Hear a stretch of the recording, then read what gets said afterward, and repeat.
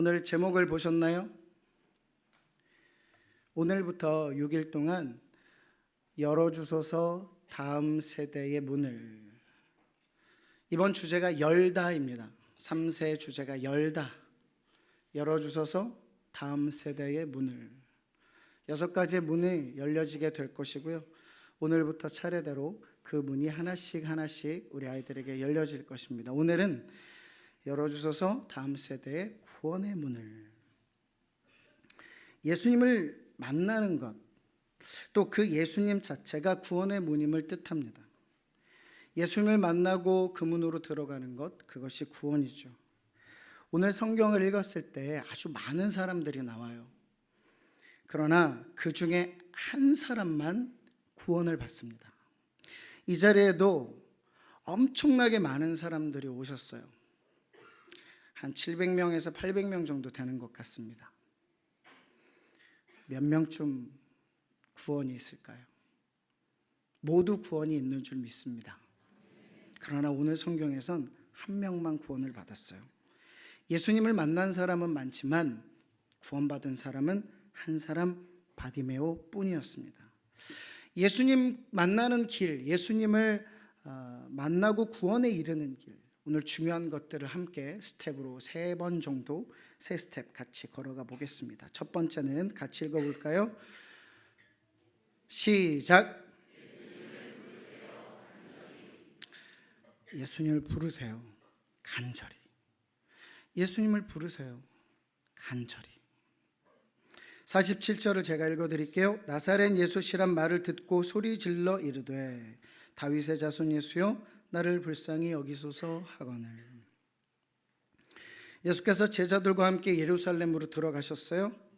그 여리고를 통과하시고 계십니다. 이때 평소보다 많은 사람들의 소리가 들려요. 많은 사람의 인기척이 들립니다. 이 맹인 바디메오는 금방 알았을 것입니다. 거지 바디메오는 평소보다 사람들이 많았던 것을 금방 느낄 수 있어요. 금방 들을 수 있어요. 맹인들은 보이지 않기 때문에 무엇이 발달되어 있을까요? 주먹? 보이지 않으니까 주먹이 발달하나요? 귀가 발달하죠. 그래서 잘 들었을 것입니다. 일반 사람들보다 조금 예민합니다. 무슨 소리인지 알아요. 무슨 소리일까요? 그렇죠. 우리 다음 세대들은 이런 거에 대답해 줍니다. 이 소리는 예배 시간 박종성 목사님 막내 아들이 안식을 취하는 소리구나. 이때 예수님이 지나가시고 계시다는 소리를 들었습니다. 성경에 보니까 나사렛 예수시란 말을 듣고 소리를 질러요. 간절히 부릅니다. 간절히. 여러분들이 예수님을 언제 간절히 찾아보셨나요? 정말 간절히 주님을 불렀던 때가 언제세요? 우리 다음 세대 고객 여러분, 언제 주님을 간절히 찾았습니까? 그렇죠. 고마워요. 수련회 때죠. 또 어렵고 힘들고 눈물 나고 갈급한 일들 때에 우리 주님을 찾죠. 저도 있었는데요. 여러분 혹시 몸에 종기라는 게 나본 적 있나요? 그런 게 있어요? 요즘은 없는데. 목사님 어렸을 때 종기라는 게 많이 났었어요. 종기는 아주 큰 여드름이라고 보면 됩니다. 아주 큰 여드름에 빨갛게 뭔가 나는 그 안에 고름이 잡혀요. 근데 그거를 잘 짜야 고약을 붙이고 이거를 낫게 하는데 먼저는 그 종기를 짜야 돼요. 근데 이게 너무 아파서 어른들도 무서워합니다. 종기가 크게 나면 이거를 짤 때 힘들고 아파요. 그 종기가 목사님 6살 때, 저의 6살 때 오른쪽 배에 났던 거예요. 이것이 뿌리가 깊어지면 수술을 해야 돼요. 그래서 빨리 짜야 됩니다. 그러면 그때 이제 종기가 났으니까 아버지 어머니 제 오른쪽 배에 종기가 났네요. 제 배를 내어드리니 어서 짜 주시옵소서. 6살짜리가 그렇게 얘기하지 않겠죠. 어떻게 할까요? 도망다니죠. 아픈 거 아니까 도망답니다. 그렇지만 금방 잡혔어요. 목사님 그때 당시에 가족은 아빠가 1명, 그리고 엄마가 1명, 그리고 누나가 누나가 몇 명이라 그랬죠? 한 명? 4명이죠. 좋아요, 고마워요. 누나가 4명이었어요. 물론 서류상으로만 여자들인데요, 4명이 있었습니다. 큰 누나가 오른쪽 다리를 딱, 둘째 누나가 왼쪽 다리를 딱, 셋째 누나가 오른쪽 팔을, 네 번째 누나가 왼팔을. 자, 아버지는 뭐 하셨을까요? 그렇죠, 머리를 잡아야죠.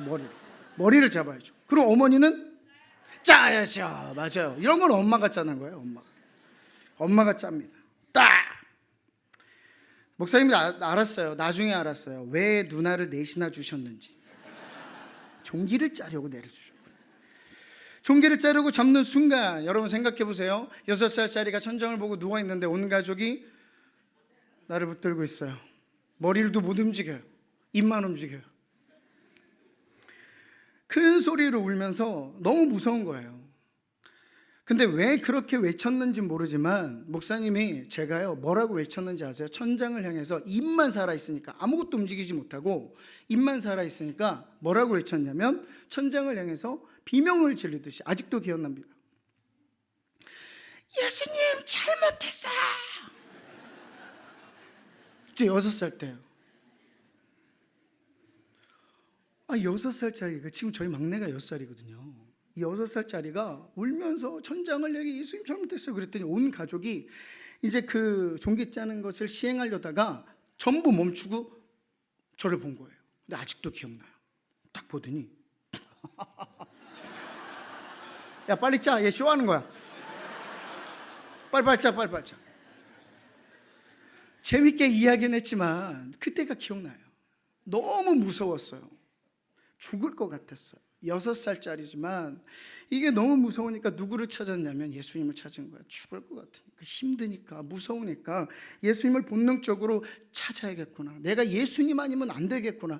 이 순간에는 누구도 나를 도와줄 수 없구나. 나를 살려줄 수 있는 유일한 이름이 예수님밖에 없구나. 참 신기해요. 6살짜리가 어떻게 알았을까요? 바디메오가 그랬다는 거예요. 예수님을 간절히 불렀습니다. 나를 불쌍히 여겨달라고, 나를 살려달라고, 이 어둠에서 나를 건져달라고 이야기한 것이에요. 바디메오의 뜻이 있어요. 무슨 뜻인지 아세요? 예전에도 목사님들이 설교하셨는데 디메오의 아들이죠. 이름이 없는 겁니다. 바라는 게 누구누구의 아들, 뒤에게 디메오인데요. 이 디메오라는 단어의 어원이 있어요. 어원이 뭐냐면, 깊숙하게 그 단어를 따라가서 들어가 보면 뿌리가 어떤 뜻이냐면, 불결하다, 혼돈 가운데 있다, 무질서하다, 더럽다, 이런 뜻입니다. 그 이름대로 살았던 거예요. 그런데 평생 그렇게 살았던 지난 과거의 모습 모두를 해결할 수 있는 유일한 분이 나타났어요. 간절히 찾을 수밖에 없는 겁니다. 간절히 부를 수밖에 없는 겁니다. 나는 이분 아니면 살 수가 없다고 본능적으로 알고 있었던 겁니다. 이제 우리 차례예요. 다음 세대의 우리 친구들 차례예요. 주변 사람들이 무슨 말을 하든지, 어떤 시선으로 쳐다보든지, 나를 어떻게 대하든지 상관없이 오늘 예수님을 만나지 못하면 나는 평생, 이제 영원히 이 어둠 가운데 갇힐지도 모른다. 이 어둠 가운데 살아야 된다. 그런 마음으로 예수님을 불러야 돼요. 바디메오가 그랬어요. 그래서 간절히 예수님을 부른 것입니다. 어둠에 있는 나를, 캄캄한 나의 삶을 주님으로 빛나게 하여 주옵소서. 불결하다, 가망 없다, 더럽다, 혼돈과 무질서가 팽배하다, 만연하다, 가득하다, 그것이 저의 이름이었습니다. 그러나 이제 정결하다, 깨끗하다, 선하다, 평안하다, 그 이름으로 나를 덮어 주옵소서. 그렇게 주님을 간절히 찾고 주님을 만나는 우리 다음 세대와 부모 세대, 우리 모든 성도님들이 되시길 주의 이름으로 축복합니다. 그런데 이 바디메오가 예수님을 뭐라고 불렀죠? 우리 다음 세대 친구들 얘기해 볼까요? 초등학생들만 얘기해 보자. 다윗의 아들. 땡, 틀렸어. 다윗의 아들인데 비슷해서 다윗의 자손 예수요. 호일이 고마워. 다윗의 자손 예수여, 나를 불쌍히 여기소서. 이것이 두 번째 스텝이에요. 같이 한번 읽어볼까요? 두 번째 스텝입니다. 시작. 예수님을 부르세요, 간절히. 예수님을 높이세요, 어떻게 해요? 당당히. 우리 예수님 높이나요? 당당하게? 48절입니다. 제가 읽어드리겠습니다. 많은 사람이 꾸짖어 잠잠하라오되 그가 더욱 크게 소리질러 이르되 다윗의 자손이여 나를 불쌍히 여기소서 하는지라. 사람들이 꾸짖었습니다. 그만해. 여기서 꾸짖어는요, 그냥 조용히 얘기한 게 아니에요. 아주 심한 압박이었습니다. 어쩌면 매를 맞았을지도 몰라요. 굉장히 무시한 단어입니다. 그러나 굴하지 않아요. 여기서 다윗의 자손은 바로 왕과 같은 의미입니다. 다윗의 자손이요, 이 말은 당신은 나의 왕입니다. 당신은 나의 주인이십니다. 이런 뜻입니다. 이걸 유대 땅에서 로마가 지배하는 상황 가운데 많은 사람들 사이에서 외쳤습니다. 그분은 나의 주인입니다. 나의 주인이시오, 나의 왕이시오. 나를 돌아봐 주옵소서. 나를 긍휼히 여겨 주옵소서. 우리 다음 세대 친구들에게 물어보겠습니다. 여러분 집에서 가장 나이가 많으면서 가장 힘이 센 분이 누구세요? 엄마라고 하면 큰일 나요. 누가 뭐 그런데 말리면 그런 거 아니죠? 아빠죠, 아빠죠. 네네. 아빠입니다. 자, 우리가 집에 계신 힘세고 나이 많고 가정을 돌보시는 그분을 아빠라고 부른다면 나는 뭐가 돼요? 엄마가 돼? 와, 이거 큰일 났는데? 나는 아들이 되죠. 남자는, 여자는 딸이 되죠. 이 호칭이 중요해요. 학교에서 선생님이라고 부르면 나는 뭐가 되죠? 학생이죠. 그렇게 됩니다. 그런데 아버지라고 부를 때 그 관계가 형성이 되는 것처럼 우리가 호칭에 대한 부분이 중요한데 지금 그렇게 외치고 있어요. 그런데 이제 친근한 형처럼 잘해준다고 가끔 이제 아빠를 형이라고 부르는 애들이 있어요. 그러면 엄마가 형수님이 돼버립니다. 큰일 나요. 저희 아들 중에 하나가 저희 아내를 계속 형수님이라고 부를 때가 있었어요. 갑자기 무슨 어디에 꽂혔는지. 그만해, 형수님, 그만하라고. 그런데 계속 하길래 이제 마귀의 얼굴을 잠깐 보여줬더니 금방 엄마라고 부르더라고요. 장난식으로 그렇게 부를 수도 있지만 이 호칭에 대한 부분은 중요해요. 그분과 나의 관계를 정하는 거거든요. 지금 바디메오가 예수님을 다윗의 자손 예수여라고 부르는 것은 다시 말하지만 그분은 나의 왕입니다. 사람들 앞에서 공식적으로 선포한 거예요. 그분은 나의 주인입니다. 구원자십니다. 나는 그분이 주님이시라고 말합니다. 메시아십니다. 그러면 바디메오는 예수님께 어떤 사람이 될까요? 구원을 받을 자, 용서가 필요한 자, 죄에서 건짐을 요구하는 자, 내가 살려야 되는 자, 나의 자녀가 되는 거죠. 자, 고객님들께 한 번 더 부탁드리겠습니다. 예수님은 나의 주와 하나님이십니다. 시작. 자, 고백해 보세요. 예수님은 나의 주와 하나님이십니다. 자, 이것을 학교 앞에서 외칠 수 있을까요? 그렇죠, 외칠 수 있어요. 그러면 이것을 이슬람교 사원 앞에서 외칠 수 있을까요? 이슬람교 사원을 안 가봐서 그렇군요. 이슬람 사람들이 득실들 시대는 그 앞에서 만약에 이것을 외친다면 어떤 일들이 일어날까요? 큰일 나죠. 아흐마드 오마르 핫산이 나와서 싸우자고 아랍어로 얘기할 거야. 그 사람 누구예요? 그런 사람 있어요. 바디메오가 예수님을 왕으로 불렀는데 당시 이 말을 들을 수 있는 사람은 한 사람밖에 없었습니다. 누굴까요? 왕이라고 불렀어요. 누구밖에 없어요. 이 왕이라고 들을 수 있는 사람. 나? 로마의 황제 가이사입니다. 로마의 황제 가이사밖에 없어요. 이런 나라에서 큰 소리로 예수님을 왕이라고 말하는 것은 반역입니다. 당장에 잡혀 죽을 수도 있습니다. 죽을지도 모르는 자신의 목숨을 걸고 그분을 나의 왕으로 선포하고 있습니다. 그 많은 사람들 중에서 나를 다스려 주실 분, 내 인생의 전부 되신 분, 여러분들에게 도전할게요. 여러분 언제 그렇게 예수님을 높여봤어요? 언제 어떤 장소에도 어떤 시간에 이렇게 예수님을 높여봤습니까? 교회에서 모두가 하는 거예요. 안 하면 이상한 거예요. 오히려 교회에서는 다 할 수 있어요. 그 일은 오늘 바디메오처럼 그렇게 말하면 어색한, 민망한, 그리고 힘들어질 수 있는 장소와 시간에서 나타나야 돼요. 다시 말씀드릴게요. 예수님을 높이는 일들은 오늘 바디메오처럼 그렇게 말하면 어색한 혹은 민망한 그리고 힘들어질 수 있는 장소나 시간에서 일어나야 돼요. 대학교 때 자주 가는 식당이 있었습니다. 시계로 본다면 9시에서 3시로 그려지는 주름 같은 저의 눈을 보시면서 인상이 좋다 하셨어요. 왜 항상 그렇게 웃어요? 자주 가니까 거기 이제 밥 해주시는 이모님이 저를 그렇게 말씀하셨어요. 제가 뭐라 그랬을까요? 어색하죠.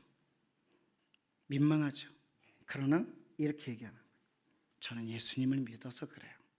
저는 예수님을 믿습니다. 그래서 그래요. 민망하죠. 어색하죠. 잘 모르는 아줌마한테 그렇게 얘기한다는 거 어색합니다. 군대에서 모두 술잔을 들고 건배를 합니다. 넌 왜 술 안 마셔? 넌 왜 술잔 안 들어? 저죠. 저 혼자밖에 없어요. 일병, 상병, 병장, 소위, 중위, 대위 모두 잔을 들고 하는데 이등병 혼자 잔을 들고 있지 않습니다.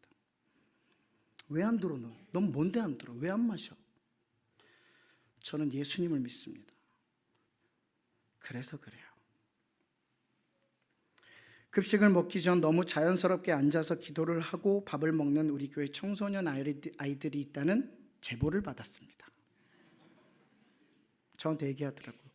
목사님, 걔가 그럴 아이가 아닌데 너무 당연하게 앉아서 자기 혼자 기도를 하고 밥을 먹더라고요.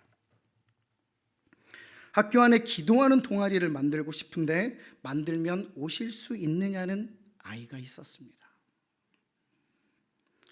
그들에게는 그 순간이, 그곳이 어색하지만 민망하지만 예수님을 높이는 장소가 된 거예요. 예수님을 높이는 시간이 된 거예요. 어떻게 해요? 당당하게. 예수님을 부르세요. 간절히. 예수님을 높이세요. 어떻게 해요? 당당히. 이런 성경 구절이 우리의 각오가 되면 어떨까요? 갈라디아서 6장 17절을 같이 한번 읽겠습니다. 갈라디아서 6장 17절 시작. 이후로는 누구든지 나를 괴롭게 하지 말라. 내가 내 몸에 예수의 흔적을 지니고 있노라. 아멘. 예수님을 주로 왕으로 높이세요.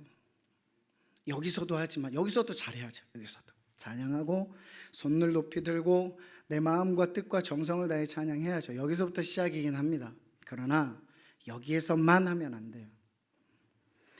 그분이 내 삶에서 내가 있는 그곳에서 높여드려져야 내가 진정한 구원의 문으로 한 번 더 들어가는 거예요. 그런데 성경에서도 오늘 말씀드렸지만 예수님 만난 사람들은 그렇게 많아요. 예수님 만났지만 구원받은 사람은 드물다고 말씀드렸어요. 이 중에서도 뱃속에서부터 엄마 뱃속에서부터 교회 다니는 사람들이 거의 대부분이에요. 그런데 나는 아직 예수님을 못 만났어요? 아니에요. 여러분 다 예수님 만났습니다. 근데 제 삶은 왜 그럴까요? 저는 왜 아직도 변함이 없는 것 같죠? 왜 그럴까요? 바리새인이 그랬습니다. 서기관이 그랬어요. 예수님 만나서 얘기했습니다. 예수님 만난 사람 많아요. 그런데 그들은 왜 구원이 없을까요? 이것이 중요해요. 마지막 세 번째 같이 한번 읽겠습니다. 세 번째 시작. 예수님을 부르세요. 간절히. 예수님을 높이세요. 당당히. 예수님을 따르세요. 어떻게 해요? 기꺼이. 우리 예수님의 이름이 그 정도는 돼야 되지 않을까요? 예수님의 맹인을 부르십니다. 본문 49절 제가 읽어드릴게요. 예수께서 머물러 서서 그를 부르라 하시니 그들이 그 맹인을 부르며 이르되 안심하고 일어나라 그가 너를 부르신다. 그가 너를 부르신다. 그가 너를 부르신다. 그 많은 사람들 중에 핍박당하고 조롱당하고 아무것도 없었던, 무시받아도 괜찮은 당시 문화가 그랬죠. 거지, 맹인, 때려도 누군지 모르는, 그러나 그 사람을 부릅니다. 맹인이 어떻게 하죠? 50절입니다. 맹인이 겉옷을 내버리고 뛰어 일어나 예수께 나오거늘. 예수님이 부르시면 우린 두 가지를 해야 돼. 하나는 겉옷을 버리는 거예요. 겉옷을 버려요. 이것은 어둠 속에서 구걸을 하던 바디메오의 지난 과거를 뜻해요. 이전의 삶을 뜻해요. 이제 거지로 살지 않을 거예요. 예수님 나 불렀으니까 이제 나는 거지로 살지 않을 거예요. 구걸 따위 하지 않을 거예요. 겉옷은 거지의 전재산이었기 때문이죠. 지난날의 죄, 지난날 거지로 살았던 옛 모습을 버릴 거예요. 그런 다짐입니다. 우리에게도 있어요. 있어야 돼요. 우리 다음 세대 친구들에게 물어볼게요. 핸드폰 게임 해본 사람 손 들어볼래요? 네. 당당하게 손 들었습니다. 당당하게 손을 들었어요. 그래요. 안 해본 사람이 많지 않죠? 내리세요. 괜찮아요? 자랑 아닙니다. 때 내리세요 빨리. 엄마에게 구합니다. 엄마, 저 핸드폰 게임을 잠시 해도 될까요? 무한의 계단, 포트나이트, 갯점프, 무한의 슈팅, 젤다의 전설, 마인크래프트. 갑자기 은혜 받았어. 지금까지 은혜 받지 않다가 젤다의 전설. 그분을 만나야 돼. 그럼 해도 되지. 엄마가 인자한 부처님 같은 얼굴로 얘기를 합니다. 그럼 해도 돼. 근데 5분 만에. 말이 돼요? 게임을 5분만 하라니 말이 돼요? 안 되죠. 어떻게 게임을 5분만 해요? 그건 하지 말란 소리랑 같은 거예요. 자, 그러면 여러분한테 다시 질문을 할게요. 매일 성경 5분을 보는 것은 어떨까요? 하세요? 매일 성경 5분 보는 것이 쉬워요, 어려워요? 어렵죠. 쭈그리고 앉아서 구걸하던 거지로서 입었던 겉옷을 내버리는 것처럼 이제 버려야 돼요. 달라져야죠. 게임 5분 하는 거 막 엄마 어떻게 5분만 게임을 해? 라고 얘기하더라도 그렇게 얘기하는 우리의 지난 삶이 5분 성경 읽으라 그러면 안 읽고 못 읽고 따분하고 어렵고 지난 삶 다 버려야 돼요. 겉옷을 버려야 돼요. 예수님 부르시잖아요. 오늘도 불러서 여기 왔잖아요. 그러면 우리 겉옷을 버려야죠. 새 학년에 새 마음과 새 비전을 입어야죠. 그리고 중요한 또 한 가지, 예수님께 가야 합니다. 그랬더니 이 바디메오가 예수님께 갔더니 51절 예수님 뭐라 그러세요? 너에게 무엇을 하여 주기를 원하느냐?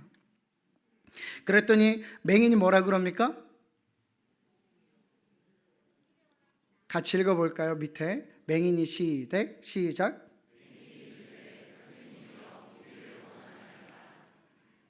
그랬을 때에, 그 말을 했을 때에 바디메오는 그 즉시 몸과 영혼의 구원을 얻어요.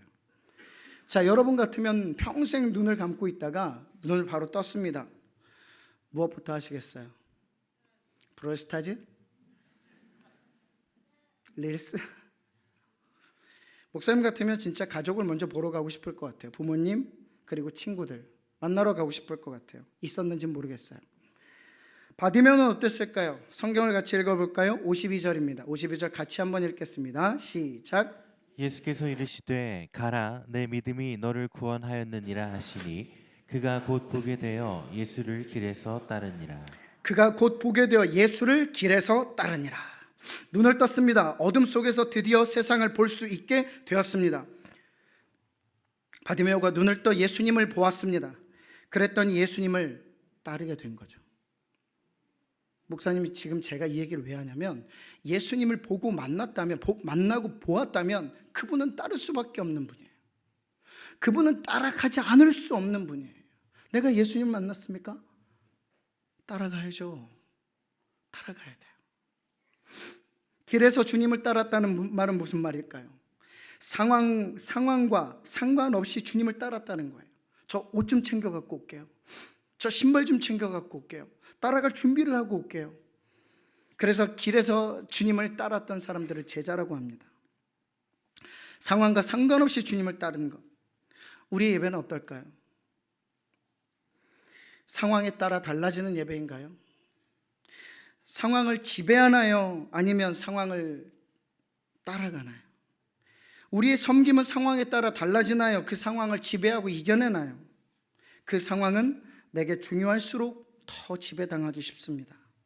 성경에 나오는 한 청년이 그랬어요. 예수님께 어떻게 해야 영생을 얻느냐 물었습니다. 간음하지 마라, 살인하지 말라, 도둑질하지 말라, 거짓 증언하지 말고 내 부모를 공경하라. 이거 다 지키고 있는데요. 청년이 대답합니다. 예배 잘 드리고, 가정 예배 잘 드리고, 매일 큐티하고, 성경 읽고, 부모님 말씀도 잘 들어요. 저는 평생 그렇게 살았습니다. 그때 부자 청년에게 예수님 말씀하시죠. 우리 같이 성경 읽겠습니다. 부자 청년에게 예수님 말씀하신 것입니다. 시작. 예수께서 그를 보시고 사랑하사 이르시되 내게 아직도 한 가지 부족한 것이 있으니 가서 내게 있는 것을 다 팔아 가난한 자들에게 주라. 그리하면 하늘에서 보화가 내게 있으리라. 그리고 와서 나를 따르라 하시니. 그 다음 성경의 기록이 중요해요. 제가 읽어드릴게요. 그 청년이 재물이 많음으로 이 말씀을 듣고 근심하여 가니라. 예수님을 따르지 못했습니다. 여러분에게 가장 중요한 것, 가장 소중한 것, 가장 열심히 모으고 힘든 것, 그것까지 드릴 수 있느냐 이 말이에요. 그것까지 놓고 갈 수 있느냐. 따라가려면 그래야죠. 내가 가지고 싶은 거 다 짊어지고 메고 이고 주님의 십자가를 질 수는 없습니다. 우리 따라가요. 주님 따라가야죠. 왜냐하면 우리는 그리스도인이기 때문이에요. 그리스도인이라는 말은 그리스도를 따라가는 사람들을 뜻해요. 따라가야죠. 민망하고 무시받고 조롱받아도 그 길 같이 가기를 주의 이름으로 축복합니다. 나니아 연대기를 아시나요? 나니아 연대기 알아요?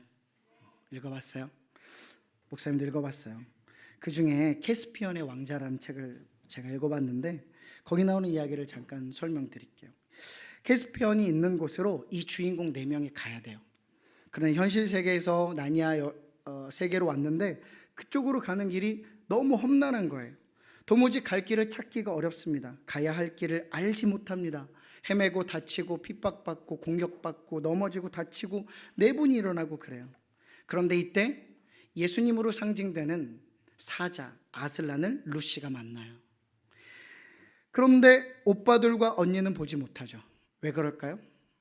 루시는 아슬란을 간절히 원했거든요. 만날 수 있다고 얘기했거든요. 근데 나머지는 아니었어요. 그리고 한밤중 피곤한 몸에 길거리 산속에서 잠을 자고 있는 형제들을 다 깨웁니다. 누가요? 루시가 깨워요. 말도 안 되는 길로 협곡으로 가는 루시는 누구만 따라가냐면 아슬란을 보고 따라가요. 나머지는 아슬란을 보지 못하고 누구를 따라가냐면 루시를 따라갑니다. 이 길이 맞아? 이 협곡이 맞아? 이 말도 안 되는 길로 어떻게 캐스피언 왕자를 만나러 간다는 거, 이거 길이 아니야. 일로 가면 안 돼. 그런 조롱 섞인 말을 듣기도 합니다. 하지만 그렇게 루시를 따라가는 에드먼드 피터가 차례로 그 길의 가장 앞에 선 아슬란을 봅니다. 그리고 마지막으로 아슬란을 볼 수 있게 된 수잔이 아슬란을 본 후에 루시에게 말합니다. 루시, 이젠 보여. 아슬란이 보여. 미안해. 말도 안 되는 길로 가는 그들을 역사는 뭐라고 했냐면 그리스도인이라고 호칭했습니다. 말도 안 되는 협곡을 지나야 아슬란을 만날 수 있어요. 태산을 넘고 험곡을 지나야 빛 가운데로 걸어갑니다.